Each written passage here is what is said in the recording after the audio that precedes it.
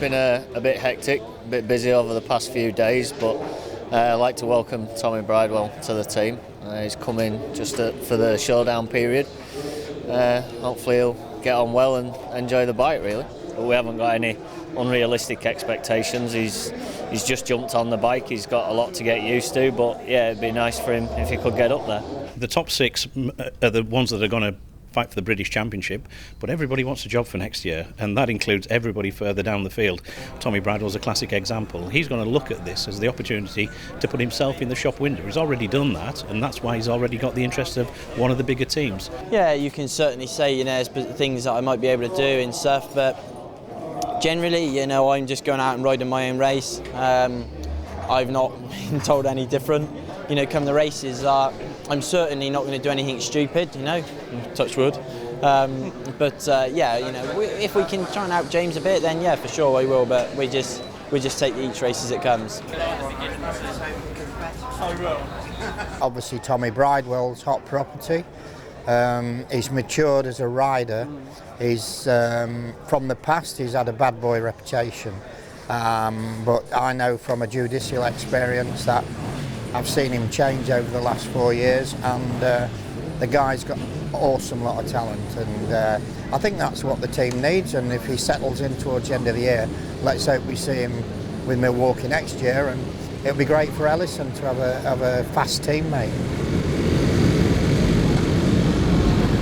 Yeah, honestly, the way they've done it, it's like having a season start all over again. So there's, the couple of guys where you could see we were losing out on points. We were quite a few points behind Shaky and Alex, and in a normal season we'd have no chance now of winning the title. But that now is closed up again at a perfect time because we're riding well. We're riding more consistently now. So yeah, it's good for everybody, good for the fans, and certainly good for the Milwaukee Yamaha team because, like I say, we've really upped our game now. And I think at the most important part of the season, so we need to go out and try and get some race wins and claw points back on Shaky and Alex and stop them from kind of running away with it again.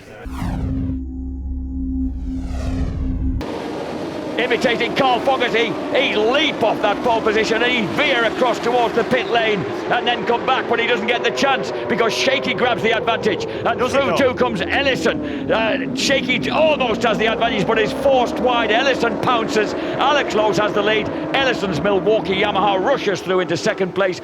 And Lowes knows what a pace that he can set if he gets away at the front, and he has stamped his authority on the first of these 18 laps. Alongside him, Milwaukee Yamaha's James Ellison looking as if he wanted to try and tuck his way through there.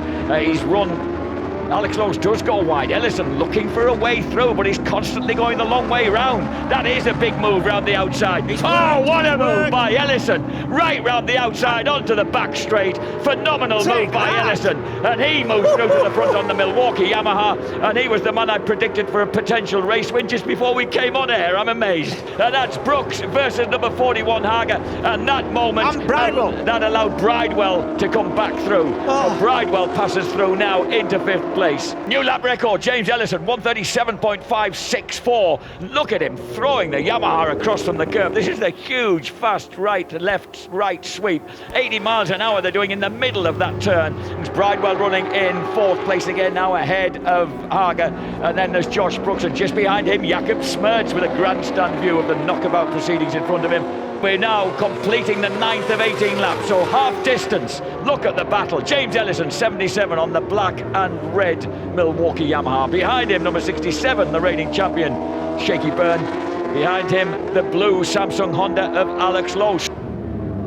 Dropping down the hill, there is the 4th place, Tommy Bridewell. Then 5th and 6th, Brooks Hager, Jakob Smerts. And then we go through this really fast and winding it up through this sequence of bends as they build up now round towards the final chicane. Look at Shaky Ben, he does wind it up. And he ramps up. Perfect. He's sent Ellison straight on. Ellison may have gone onto the gravel. He was riding so hard. The bike stopped. He's got to turn. The bike stopped. I think it has. James Ellison, Milwaukee Yamaha arrived here in contention with Tommy Hill 12 months ago and had an absolutely excruciating mishap on the end of the warm-up lap that put them out of the championship chase. It could have happened again. Well, whatever it is, it stopped him. He made no attempt to get that bike going again, Jack. No attempt. And that's a picture of dejection. James Ellison having such a strong race against these two. And that puts Bridewell third, you know, and he's on exactly the same pace as these leaders. So Byrne, Lowe's, Bridewell, now Brooks fourth. Alex Lowe's grabs it on the final lap from Shaky Byrne. That was a critical move. That closes the gap right up in the championship. Tommy Bridewell finishes in third place. You know, over the moon for the Milwaukee Yamaha squad. You know, it really was good feeling to get it done for him, and you know, hopefully we can do the same in race 2. Now, still James obviously run on into the last chicane, so you know, big disappointment for James, but you know, we just we can't, you know, that's racing, so a bit of a shame, but you know, I'm sure the boys will get it fixed for race 2.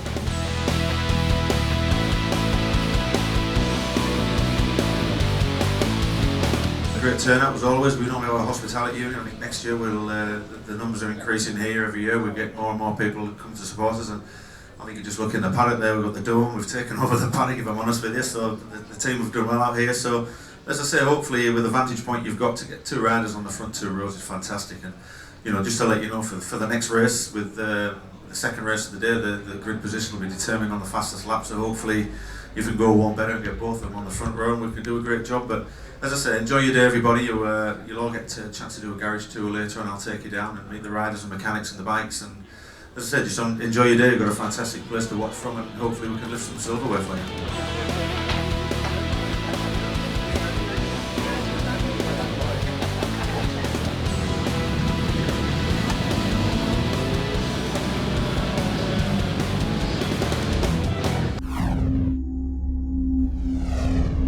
When the lights go off, we're away. Look at the angle of Alex Lowe's. He's aiming initially for that pit wall to try to get the better of Shaky Byrne. Norrie Hager also gets another lightning start and may actually interfere with James Ellison into turn 1. He does. Nitro Norrie, and he also gets through into second place. So the relaxed and happy Nitro Norrie back on a screaming 4-cylinder motorcycle, the bike that he loves. Possibly, however, the first time ever on a Kawasaki, makes it a Kawasaki 1-2. Shaky Byrne, Norrie Hager. Alex Lowe's though, he's another Norrie Hager in the making. He cut straight back under the Japanese star, and now they're side by side down the back straight. Yeah, good start for Ellison and Bridewell as well. Big move from Lowe's there. And Ellison looking to try and find a way through quickly as well, because as he was explaining, when he's got clear track, he can set the corner speed that he wants to on the Milwaukee Yamaha. Behind him is teammate Bridewell. James Ellison once again has a look underneath, but is still stuck there in 4th place. Ellison, no fastest lap. A 1:37.396. A difficult situation this for Tommy Bridewell. He's kind of riding shotgun at the moment to James Ellison, and he really, there's nowhere he can go until the Cumbrian makes progress. I'm not sure of that. Oh, and there's a move at last by Ellison. Absolutely charges underneath Norrie Hager, emerges on the right side to be able to, that is the left-hand side. And look at Bridewell trying to make a move straight away. Don't look at that. I mean, yes, look at that. That's a brilliant... He's gone down and he's taken Norrie with him. He loses the front. Thomas George Bridewell hits the deck and takes Nitro Norrie with him. Yeah, Norrie's not going to be happy with that. The oil flags are out. That's the right thing to do. Put the oil flags out until you know there isn't any oil. Oh, Byrne's off. That's Byrne. That's Byrne's off. Shaky Byrne's gone down. Shaky Byrne's crashed. I don't know what's happened there. That's a big crash. I don't know what's happened there. I think that was through the fast left-hander, might have been. I can tell you now, that's fast. Well, so we've got James Ellison, number 77, running, and Alex Lowe's back and forth.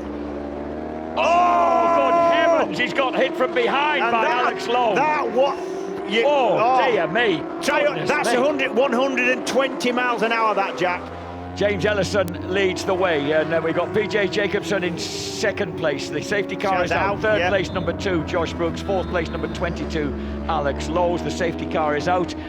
That's Bridewell and Noriyuki Hager walking away. You don't want to knock a legend off like Hager, do you? That's going to upset Bridewell, I'm sure. Incident involving 22 and 67, that's Lowe's and Burney's under investigation. I thought that might happen. But James Ellison at the moment has that advantage at the front of about 1.1 seconds. And just where he needs to be, he says he needs to be at the front and have space to do the mid-corner speed and, you know, letting the brakes up and rolling it into the corners that he needs to do the lap times, and he's got it now.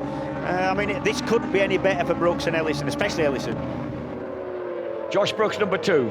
the 30-year-old Australian who was having not only a fun-packed time at the Veterans Motocross of Nations at Farley Castle 1 week ago in Wiltshire, but was also riding very well. Oh, he's off! He's off! Brooks, he's lost the front, going into the hurt timber chicane. So mistakes galore from the leading riders in the showdown, and Josh Brooks has gone down. What a huge disappointment for the Australian. Bridewell back in the Milwaukee Yamaha garage. Looking very, at least reasonably happy with life. At least he's in one piece. Yeah, I don't know whether he will be when Noriyuki Aga's got to him. There's Milwaukee Yamaha's number 77. James Ellison currently has just a half-second lead, or he did when he last crossed the line, because Sam Lowe and Alex Lowe is beginning to close the gap again. He's pulled a second back. He's pulled a second back in the last 3 laps. And this is where Alex will get a rush on as they go into the Gert Timmer chicane.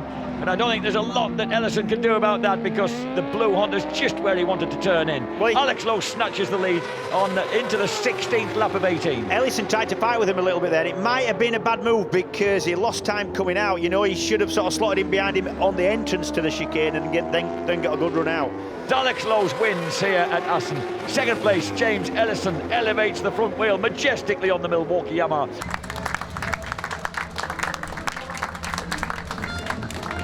Yeah, disappointing with race 1, but good to come back and get a second place in the second race, and I think the championship's wide open now. I mean, it's unfortunate for Shaky. It was a big crash, and you never want to see that going down. Never want to see anybody going down, and you know, I feel for him, you know, because they rode, Alex and Shaky rode a hard race in race 1, and I thought it'd be the same thing in race 2, but I'd just be involved with it.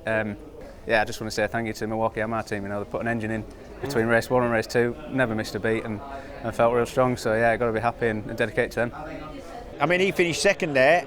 It depends what the organisers intend doing with Alex Lowe as far as his points go. But yeah, I mean, the winner there was definitely James Ellison. Absolutely no question of that. From that double victory at Donington Park 2 weeks ago, here at the Circuit Stichting Van Drenthe, the Cathedral of Speed. We had an engine issue in the first race. Had to put a spare engine in. It's always not nice going out on the bike, but he got to the front eventually with all the carry-on and the mayhem behind him. But you know, that just proved to you there, it's never over, is it? I mean, you've got another, 5 races left to go now, and he's probably got in front of Brooksy there on points-wise and pulled 25 back on Shaky. So, you know, it's still a long way behind, but there's still a lot of races to go. So let's just, fingers crossed, and let's just try and get on with it and go to Silverstone and see if we can do another job there.